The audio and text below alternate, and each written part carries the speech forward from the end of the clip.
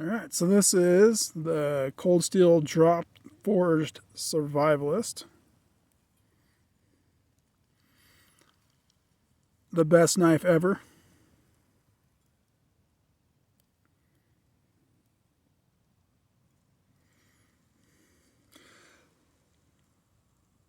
So it's 13 inches overall, barely fits in the frame. Blade is 8 inches. Steel is 52-100. I'm not sure about the Rockwell on that, but it's very well heat treated. Weight 18.3 ounces, so 1 pound, 2.3 ounces. And a blade thickness of almost a 1/4 inch, 23/100. So, let's see here. Stand by. I did bring out the old Bushcrafter to compare. So this is Spyderco Bushcraft, I don't know what they call it, Bushcraft Black G10, Bushcraft UK.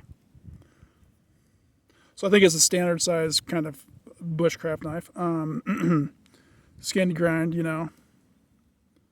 I dig it because it's got the spider hole.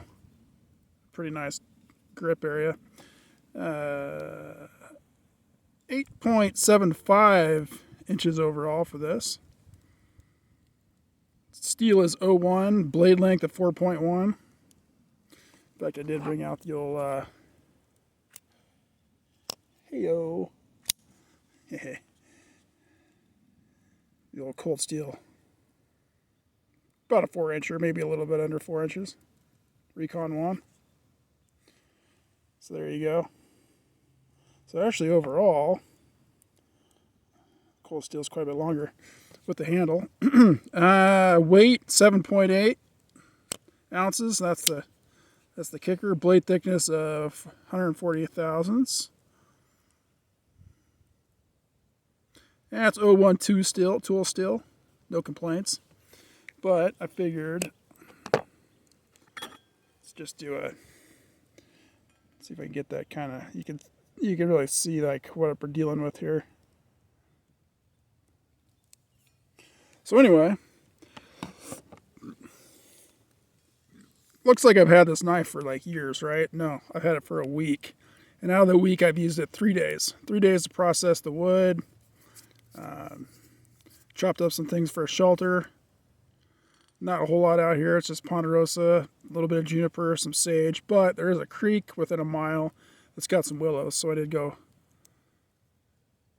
get some willows for some kind of tarp. Threw up a tarp. Anyway, so this thing I've been chopping. A little bit of, I don't know if you can see the firewood there. Batoning. Which I normally don't do, but it's like, what the hell. We'll give her a shot. So, I have beat the shit out of this knife, but without, I don't think, anywhere near what you'd consider abuse for a knife like that. This is a tool. That's what this is a tool. It's like a machete hatchet. I mean, this thing it's awesome. I'm super happy with it. So you can see that flat grind on there. It's kind of got a swedge cut up here. Otherwise, pretty much 100% flat ground. It kind of reminds me a lot of the Recon 1 blade. Except the Recon 1 does have a flat. But blade shape, I don't know if would you say that's similar. They're both clip points. Maybe this is actually a drop point.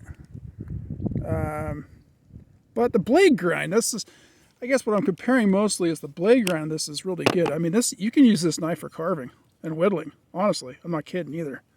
I mean, I generally use I don't have my glove handy, but you know, especially if you wear a glove, definitely choke up here. Initially, I thought, well, maybe I want to kind of knock this thing off. I don't really need it, but I don't know. I don't know if actually, I might not. But yeah, the blade grind is fantastic because you can whittle with this knife. I have been whittling with this knife. I mean, I have the SRK, which is probably pretty similar. I think it's got better cutting geometry than the SR1 folder, honestly. I'll do a review on that SRK too. But this thing, though, it cuts damn near as good as this when you're trying to slice stuff. So I don't know if it's got like a 20, 25 degree bevel on it. I don't know. I kind of feel like it's got 20 or somewhere between 17 and 25, I would think. I have missed or gone through a couple times when I'm batoning, and I have hit some rocks. I don't know if that's going to show up there. I mean, there are just barely any nicks in this thing, and it's all from right here up. And it still has a factory edge. Haven't touched it up at all. And I just used it just now. Here's a piece that I baton. I was kind of whittling it down so I could whittle something out of it, make a spoon or something. But that's all done with this. I mean, I don't know if this is going to turn out or not, but it's kind of hard to do with this camera setup. You want to see some really awkward feather sticks, whatever. But point being, sucker whittles. And you can see the angle I'm cutting at here. I'm not up here like this, like SRK style. No, it's biting in pretty low angle, which makes me think it might be 20. I would say below 25 degrees. Anyway, whatever. I'll throw it on the sharp maker. Oh, now we'll find out. Thing's awesome. Love it. Obviously it does not cut as well as whittling goes, but put them side by side, they probably work both well together. Like, honestly, no matter where I'm at, I always have this with me. Yeah, it's serrated, but you know, I get away with it. It is what it is. Tradition. It's one of my traditions. That's the AFO Benchmade, so it doesn't matter if AFO2, AFO2 non-serrated, AFO serrated, AF2 serrated, whatever, I got them all. This one, though, is the one that I always have with me. OG. But as far as chopping goes, this thing is a great chopper. Now, as far as splitting goes, I really need to get my hands on a hatchet again. I haven't had a hatchet for years. And I know those split better, obviously. They're a wide wedge at the top. Let's see if I can do this with this camera. You know, then they taper down. Causes wood to split. That's what they are, splitters. This one, not so much. I mean, it does have a 1/4 inch, but it is flat ground. So I'm assuming that that's kind of not helping with the, a whole lot with the batoning. But, like, these are all probably, you can't really see it, but the far left there probably gets up to 5 inches. And that's kind of hard to honestly baton. This is Ponderosa. It's pretty knotty, full of knots. But anything from probably 4 down, it's pretty, and as long as I keep the rounds below 8 inches, pretty easy. And I just have a little hand saw, little wood saw, that I cut them into rounds. That's a lot more work than I normally put into for fire building. But whatever. I got this knife. I figured I'd try it. I've never been a real batoner per se, but I guess it keeps stuff neat and clean, tidy. I'll normally, just like I have with this log right here, I'll just burn it end to end. You know, no firing. I'm a firm believer in no fire rings. I'm a firefighter, so no worries. But I like to leave an area after I'm gone as if nobody's been here. So I have this kind of like rock bank here, and nobody will even be able to ever know that there was a fire here when I'm gone. That's how I roll. I'm not into building the big bushcraft camp that you see on YouTube. Not my style. My style is to hide it as I move. Yeah, so as far as the handle goes, this is drop forged, obviously, and that means it's all one continuous piece. Monoblock. I don't know actually if you call it monoblock. Monocoque. The grip's pretty good. I think I'll cut a choil out here for my finger, because I've noticed even when I'm whittling, I never use this area, because this guard kind of keeps wood away from it. So I'll probably put a nice finger choil there. Don't mind the guards, honestly. As far as chopping goes, you'll chop, like, you'll have it kind of set up like this. And then you'll cheat down like this.